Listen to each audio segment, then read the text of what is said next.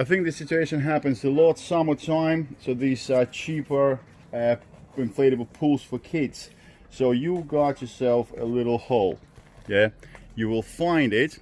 Easiest way I found to do it is to put a bit of soapy water actually inside through the inflating valve, and then you pump it up and you see bubbling. So you can actually fix the hole even with the pool being inflated, okay? So this is the tiny hole.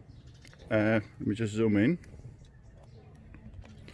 So this here is a tiny hole that is definitely bypassing the air, yeah? You can see it by putting a bit of water on it and it spits up. So this is the easiest way to do it, guys. I found it to work very well, even for a large pool, which is meant for like 6 adults. So I'm using just a normal Loctite super glue, or any super glue really, and reusable, gloves, disposable gloves. So what I'm doing is, I'm going to apply some glue around the hole, and you can see it's all like squirting because air is coming out. Now you're going to press your finger, wearing the gloves, on that hole. Apply the pressure. Because you're keeping your finger on it and the hole is not too big, the glue will set.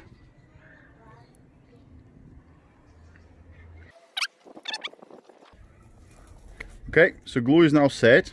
So now what you're doing is, you will pull either your hand out of the glove and then cut the rubber, or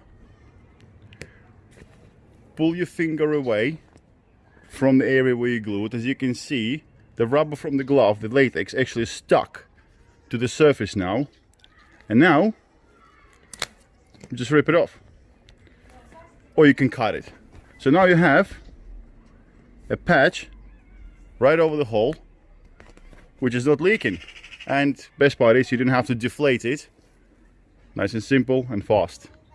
There we go. Hopefully you like it. Well, you can clean this up a bit or use different color gloves. And plus, you can use different fingers. You can do another layer using another finger if you want. That's it, guys. See you later. Bye.